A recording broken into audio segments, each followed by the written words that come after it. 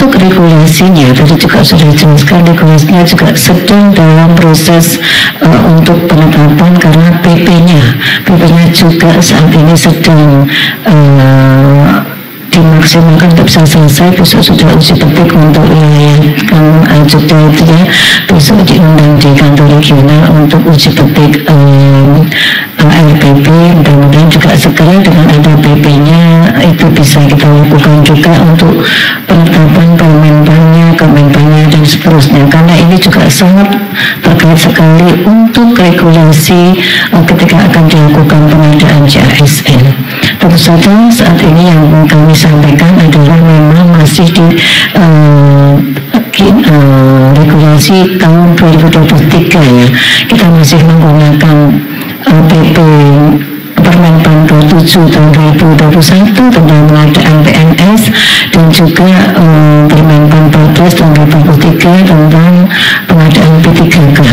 Ini masih kita lakukan dan kita juga masih menggunakan Perpres 14 2018 untuk petunjuk teknis pengadaan PNS dan juga Perpres 1 2019 untuk Perpres 18 2020 untuk pengadaan P3K-nya. Jadi kita sampai dengan saat ini masih berproses Pak Kapolri, Bapak Ibu semuanya, yang 2023 itu masih ada berproses untuk pengadaan kemarin ya. CPNS masih kami tetapkan untuk Kementerian Diput, tapi saya kira yang di daerah sudah selesai semuanya, P3K-nya sudah pada selesai yang disediakan oleh kantor regional. Jadi ini kami di pusat masih menyelesaikan untuk pengadaan yang di 2023 masih dari Kementerian Diput, beberapa kementerian masih kami menyelesaikan. Lanjut.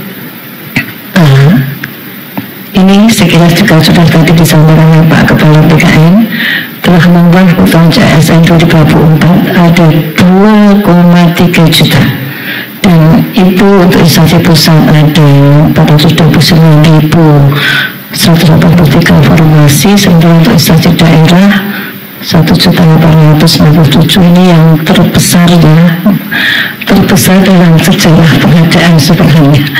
Besar sekali tahun 2024 ini, luar biasa ya. Sekolah kedinasan ini hanya 6.027 formasinya, dan ini sebenarnya juga kemarin ternyata setelah dilakukan perhitungan ulang untuk seluruh kedinasan itu ternyata hanya 3.000-an ya dari 6.000 yang disediakan.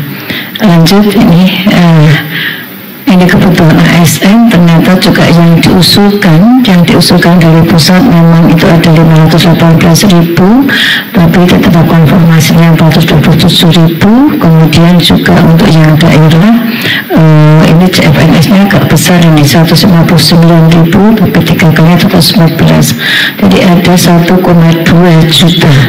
Nah ini tentu saja juga nanti disampaikan Pak Kepala 1,6 juta. Katanya ini yang diusulkan oleh instansi tidak sejumlah itu. Ini nanti mungkin yang perlu dilakukan penyesuaian karena tadi adanya hasil survei, dan juga salah satunya adalah kemampuan daerah untuk menganggarkan gitu ya. Jadi ini yang juga sudah ditetapkan oleh Menpan, tapi kita masih menunggu lagi karena ini kemarin masih dilakukan perincian kebutuhan ya yang diusulkan ke BKN, dan ini nanti juga selanjutnya akan dilakukan oleh Menpan, kemudian dilakukan perhitungan kembali sehingga nantinya yang ditetapkan itu menjadi dasar pengadaan di tahun 2024 ini. Jadi ini belum ada keputusan ya dari Bansenas terkait dengan 2024 karena masih menunggu. Tadi disampaikan oleh Pak Kepala bahwasanya hasil dari profil itu juga sangat menentukan sekali. Hasilnya masih kami laporkan karena baru berakhir di Jumat kemarin untuk yang non ASN. Tadi ada 5 kriteria yang memang diperiksa ya, kemudian itu nanti hasilnya sudah ada, sekarang sedang dilakukan di Sinka, Kedeputian Sinka sedang dilakukan ini ya penghitungan, baru kemudian akan disampaikan ke Menpan. Hasilnya itulah yang nantinya digunakan untuk menetapkan kebutuhan pengadaan di 2024. Nah, setelah ada persetujuan dari Menpan, barulah kemudian nanti akan ditetapkan jadwal kapan akan dilakukan pengadaan di 2024 itu. Nah, lanjut nih. Nah, ini arah kebijakan pengadaan di tahun 2024 yang tadi juga sudah disampaikan bahwa memang kita sampai dengan saat ini masih fokus untuk penyelesaian atau pengadaan pada pelayanan dasar, yaitu untuk tenaga guru dan tenaga kesehatan. Dan memang ini tenaga guru khususnya ya, itu hampir di semua instansi, semua daerah, terutama daerah ya, memang menduduki jumlah yang hampir di 50% rata-rata semuanya. Jumlah guru itu hampir 50%, dan ini juga biasa besar, dan juga kesehatannya juga ini memang besar. Jadi guru dan nakes ini masih menjadi fokus untuk kebijakan pengadaan di tahun 2024. Kemudian juga merekrut talenta baru melalui seleksi CPNS. Memang ada ya beberapa kali kita moratorium untuk seleksi CPNS, tapi mulai 2023 kemarin ada, 2022 juga ada, dan 2024 ini kita juga membuka kembali seleksi CPNS ya. Dan ini memang untuk yang fresh graduate ya, juga untuk yang mereka yang memang secara kompetensi bisa kemudian mengisi ASN melalui jalur CPNS.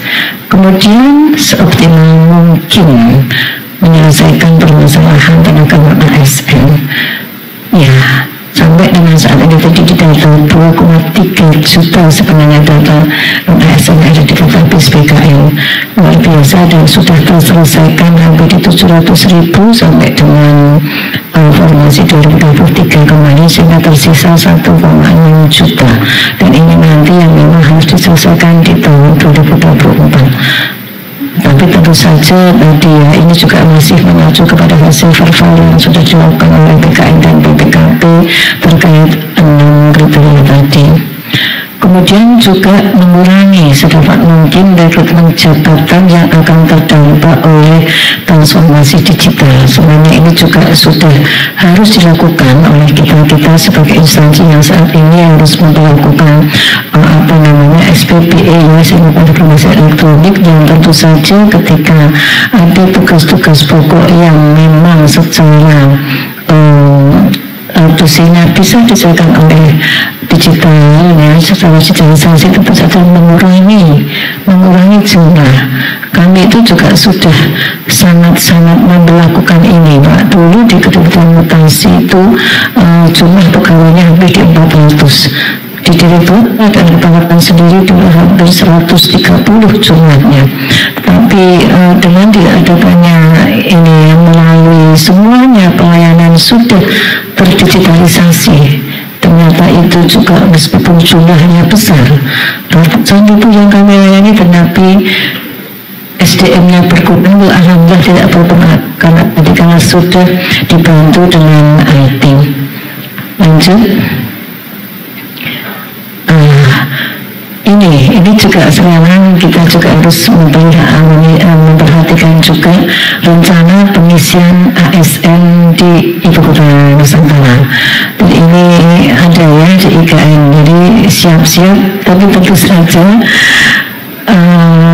kemarin memang rencananya adalah pengisian ASN ini dari mereka yang CPNS di instansi vertikal. Jadi aman lah yang di daerah ini, karena memang CPNS-nya tidak untuk mengisi IKN. Jadi ini memang dikhususkan untuk pengadaan ASN di instansi pusat. Kemudian juga di IKN ini akan diisi oleh khusus ya putra-putri terbaik wilayah Kaltim. Jadi ini juga memberikan afirmasi bagi putra-putri terbaik di wilayah Kalimantan Timur yang mereka mempunyai kemampuan kompetensi yang tinggi untuk bisa mengisi IKN melalui jalur CPNS. dan juga mutasi pegawai ASN Pemda wilayah Kalimantan Timur. Ini juga pengisian ASN di sana, karena ini sudah banyak juga yang mengajukan pindah ke IKN, ya pindah ke IKN karena ternyata yang mungkin menjanjikan di sana ya mungkin nanti akan diberikan ya tentu saja pasti ada tambahan-tambahan ketika mereka harus tinggal di IKN, dan ini sedang dipersiapkan mekanismenya. Dan untuk yang saat ini memang yang berbeda adalah yang di otorita Ibu Kota Nusantara. Saat ini yang mereka mengajukan mutasi ya di otorita Ibu Kota Nusantara, tapi ketika pengisian IKN sendiri tentu saja ini memang tadi melalui pengisian pengadaan khususnya di instansi vertikal.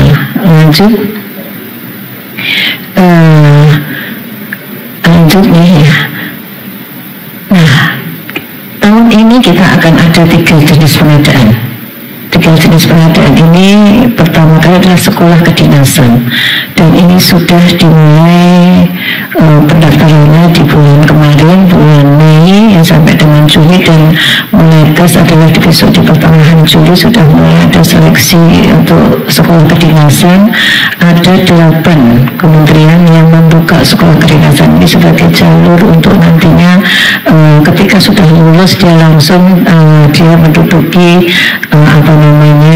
ASN ya sebagai CPNS. Jadi ini juga sekolah kedinasan sudah tadi formasinya ada 6.000, tapi tahun ini mereka yang memang sudah dihitung ada 3.200 yang kemudian formasinya sudah isi untuk kemudian dilakukan tes, dan ini sudah ada tes seleksi kompetensi dasarnya untuk menggunakan CAP-nya BKN. Nah, ketika tadi CAP-nya BKN, kemudian nanti akan ada seleksi tambahan dari masing-masing kementerian yang melaksanakan untuk kemudian nanti setelah lulus baru yang bersangkutan bisa mengikuti pendidikan kedinasan ataupun pola pembibitan. Kemudian seleksi yang kedua adalah seleksi untuk PNS pegawai negeri sipil, yang tentu saja ini juga nanti setelah sekolah kedinasan ini nanti PNS baru kemudian P3K. Jadi ini nanti jadwal itu kami samakannya setelah ada formasi kecuali dari Menpan, barulah akan keluar jadwal. Nah, jadwal ini kemungkinan besar akan dikeluarkan, mudah-mudahan rencananya memang ada di pertengahan Juli ya, mudah-mudahan itu tidak ini, tapi jadwal itu tadi sekolah kedinasan sudah, baru kemudian PNS, dan setelah itu P3K.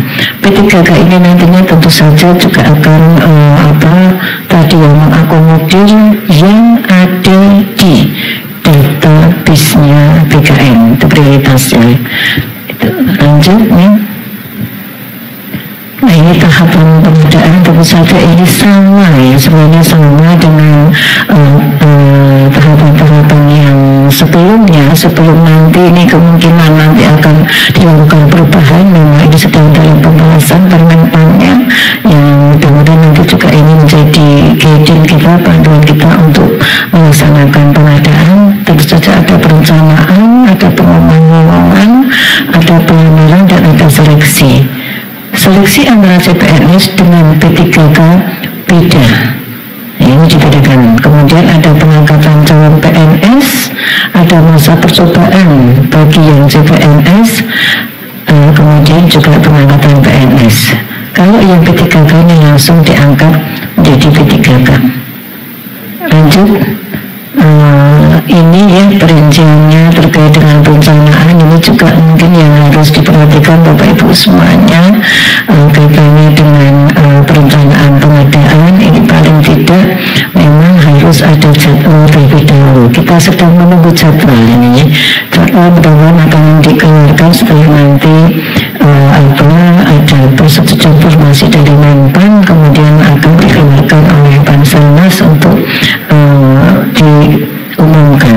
Kemudian juga prasarana dan sarana ini juga tentu saja harus sudah ada di sini dipersiapkan berupa peraturan, pedoman, petunjuk teknis, kemudian juga sarana, karena memang tentu saja ketika CPNS itu juga harus menggunakan CAP, P3K pun juga harus menggunakan CAP. Karena tadi harus seleksi. Meskipun itu untuk menyelesaikan pengadaan tentang ASN yang ada di database, tetapi mekanisme untuk bisa diangkat sebagai ASN, baik itu P3K maupun PNS, harus melalui mekanisme seleksi. Jadi ini juga yang memang nanti diperlukan untuk bisa menjadi tahapan dari pengadaan. Kemudian pengumuman ini juga pasti ini juga ada nama jabatan, jumlah lowongan ini sesuai dengan yang sudah Bapak Ibu kirimkan ke BKN. Kemudian sudah ada pencarian kebutuhan, nanti akan diverifikasi, baru kemudian nanti menjadi penetapan kebutuhan dari Menpan, dan nantinya penjaringan akan kemudian mengumumkan kepada masyarakat secara terbuka, dan ini paling singkat 15 hari kalender. Ini diatur di dalam Permenpan tentang pengadaan dan juga tentang BKN tentang pengadaan. Jadi ini semuanya diatur, dan ini memang nanti tahap-tahap yang harus Bapak Ibu juga lakukan untuk bisa nanti memberikan informasi kepada masyarakat yang ingin mendaftar. Kalau P3K jelas tadi berasal dari datanya yang ada di database BKN, tapi ketika CPNS ini juga yang kemudian nantinya harus diumumkan secara terbuka ya, karena memang CPNS ini mungkin nanti akan banyak sekali yang mendaftar dari fresh graduate. Kemudian persyaratan umum pelamaran lanjut ya. Nah ini yang lanjut yang memang harus menjadi perhatian kita, karena untuk CPNS dan P3K sangat berbeda. Kalau untuk CPNS ini memang 18 tahun sampai dengan 35, untuk P3K ini 20 tahun sampai dengan paling tinggi 1 tahun sebelum PUP tertentu. Kemungkinan yang 1 tahun ini yang akan kemudian nanti diubah dengan PP yang baru, karena banyak kita temui kalau itu 1 tahun sebelum BUP itu mendaftar, nanti pada saat diangkat dia hanya melaksanakan tugas itu tidak sampai 1 tahun, masih hanya 6 bulan sudah BUP, atau bahkan diangkat 3 bulan berikutnya sudah BUP.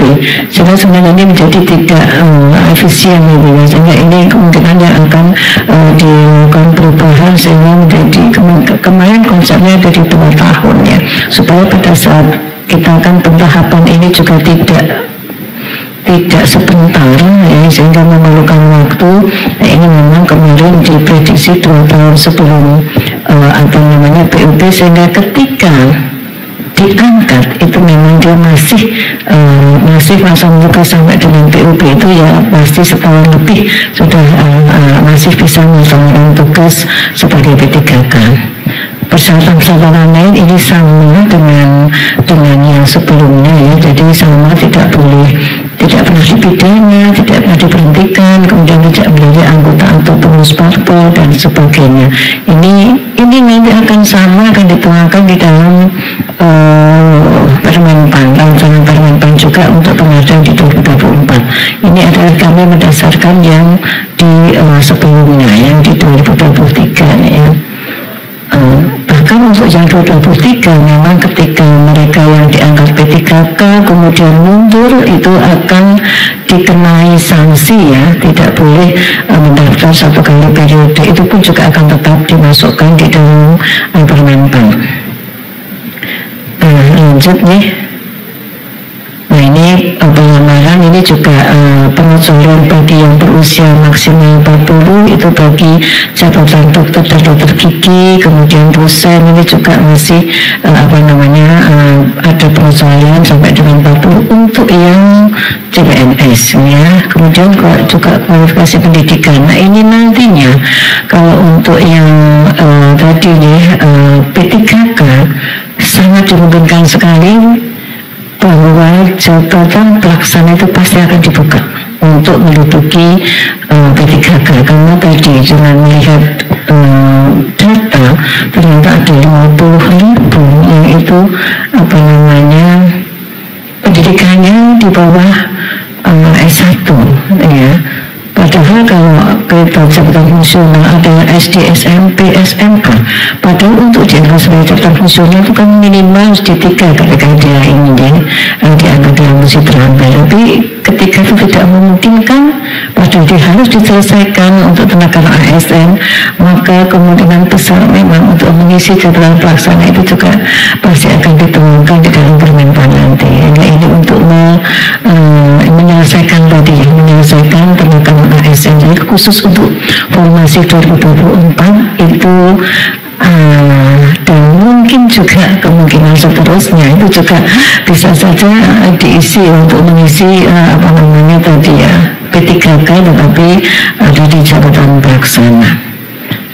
Lanjut, ini seleksi ini seleksi CPNS itu ada 2 ya, ada seleksi ada 3. Administrasi, kompetensi dasar, dan kompetensi bidang. Dan ini menggunakan CAP semuanya ya. Kecuali memang ada yang dimungkinkan juga menggunakan ada seleksi kompetensi teknis tambahan, instansi dimungkinkan untuk menambah, tapi sudah setelah seleksi kompetensi bidang. Dan Bapak Ibu tolong sekali diperhatikan pada saat seleksi administrasi.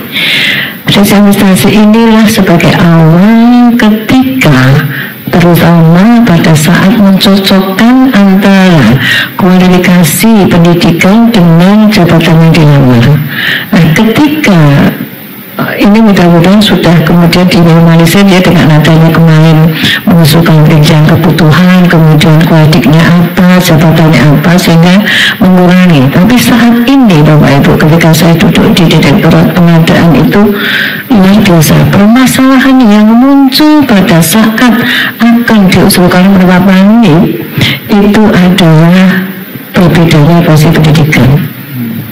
Kursi pendidikan ini menjadi dasar untuk penetapan NIP dan juga tadi ya berdasarkan pada jabatannya, tapi kadang-kadang sudah terlanjur lolos, saat sosialisasi lolos, ternyata kompetensi juga lolos, tiketnya lolos, nilai lolos, bahkan ranking tertinggi lagi. Ternyata setelah itu diperiksa lagi tidak sesuai kualitasnya. Wah, ini menjadi masalah, bahkan inilah ya karena sampai kerana hukum. Dan ini mohon menjadi perhatian entah itu CPNS maupun P3K. Jadi dimungkinkan dua-duanya akan berpotensi ketika pada saat dilakukan verifikasi pada seleksi administrasi, kemudian ternyata itu misalnya tidak sesuai lolos, ya ini potensi. Tapi ya memang kita kadang-kadang bisa memahami sekali.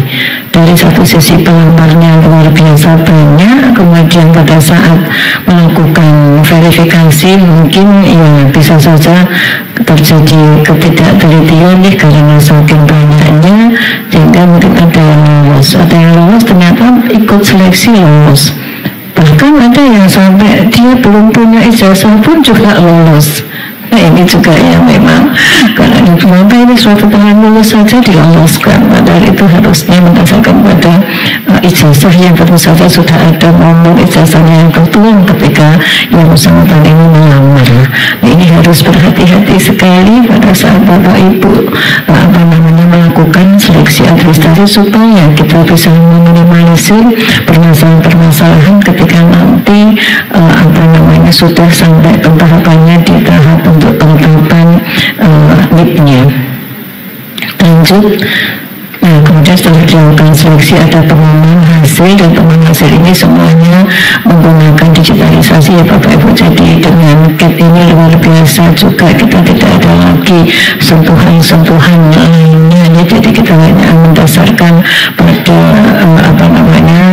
hasil dari ini yang sudah dari CAP-nya BKN, dan semuanya sekarang sudah menggunakan CAP BKN, baik itu yang dari Dikbud pun juga sudah dari CAP BKN. Lanjut, pengangkatan CASN. Jadi ini setelah dilakukan tadi pentahapan baik sesi administrasi, kemudian sesi kompetensi, dan ada pengumuman seleksi. Nah, ini baru kemudian prosesnya adalah diusulkan ke BKN untuk mendapatkan tadi untuk diangkat sebagai calon aparatur sipil negara. Jadi ini yang dinyatakan lulus, ditetapkan